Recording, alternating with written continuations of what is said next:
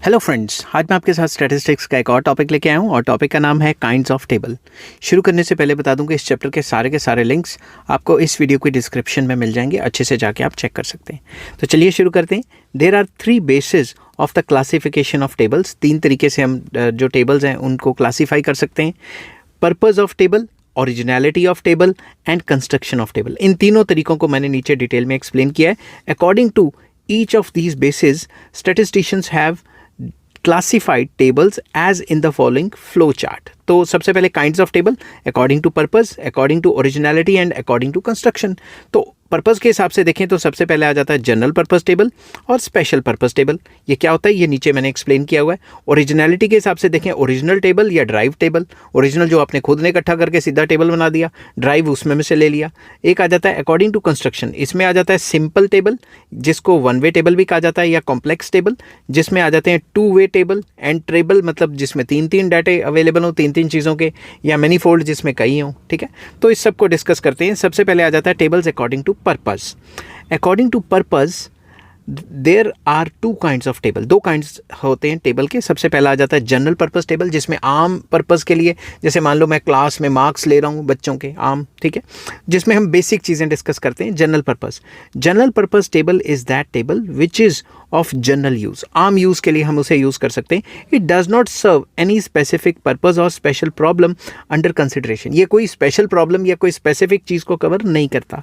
Such tables are just data banks. ऐसे table सिर्फ data banks होते हैं जिनसे हम डाटा को कॉपी कर सकते हैं for the use of researchers for their various studies. तो सिंपल टेबल बने होते हैं, हम उसमें से डाटा कॉपी करके बना लेते हैं। These tables are generally attached to some official reports like census ने कोई रिपोर्ट निकाली अपनी। These are also called reference tables, ताकि इनमें में से हम बेसिक डाटा जो भी हमें चाहिए हम ले सकें।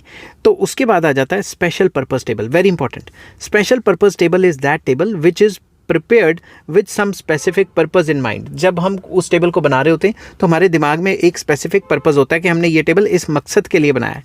Generally these are small tables limited to the problem under consideration. तो ये टेबल में हर एक चीज़ नहीं दी होती, जो हमें चाहिए चीज़ या जिस पर्पस के लिए बनाया है सिर्फ वही चीज़ होती है इसमें। In these tables that are presented in the form of result of the analysis. जो डाटा होता है वो रिजल्ट के तौर पे हमें शो किया जाता है। समझ के बात? that is why these tables are also called summary tables। तो इसीलिए क्योंकि हम इसमें स्पेसिफिक चीज़ों की डिस्कशन कर रहे हैं, जो स्पेशल चीज़ें उनकी डिस्कशन कर रहे हैं, इस वजह से इस टेबल को जो समरी टेबल भी कहा जाता है। नेक्स्ट आ जाता है tables according to originality. Originality के हिसाब से टेबल बनाना। तो on the basis of originality tables are of 2 kinds. सबसे पहला original table.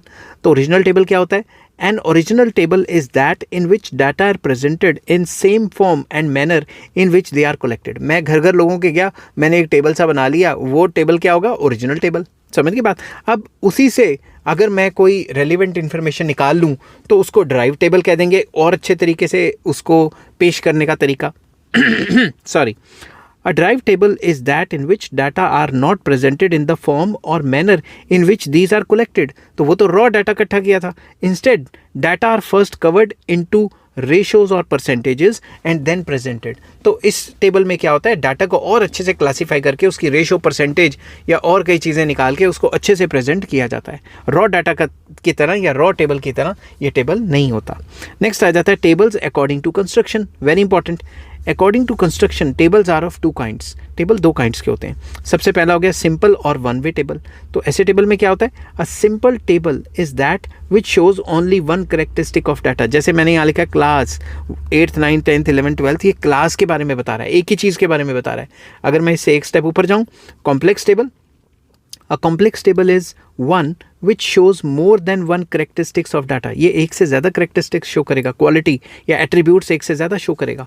On the basis of characteristics shown, these tables may be further classified। इसमें पहला आ जाता है डबल टेबल या 2 वे टेबल। इसमें क्या होगा? A 2 way table is that which shows 2 characteristics। 2 characteristics दिखाएगा डाटा में, जैसे बॉयज़ गर्ल्स।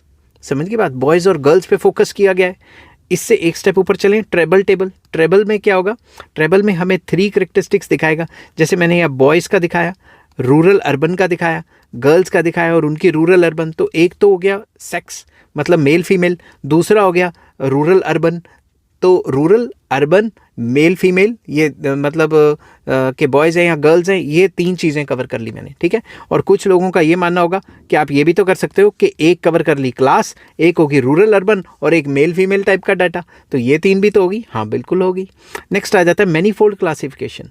अ मैनीफोल्ड क्लासिफिकेशन टेबल वो होता है in which shows more than 3 characteristics. इसमें 3 से ज़्यादा करेक्टरिस्टिक आ गए।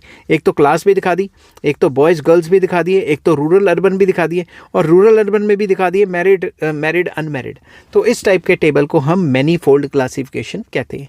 तो जब भी आपने टेबल बनाना है, इन्हीं टाइप के टेबल का आप इस्तेमाल कर सकते हो। आई होप ये वीडियो आपको पसंद आई होगी। अगर पसंद आती है तो please like, share and subscribe. Next topic मैं आपके साथ डिस्कस करूंगा classification of data and tabular presentation. Till then take care, bye bye.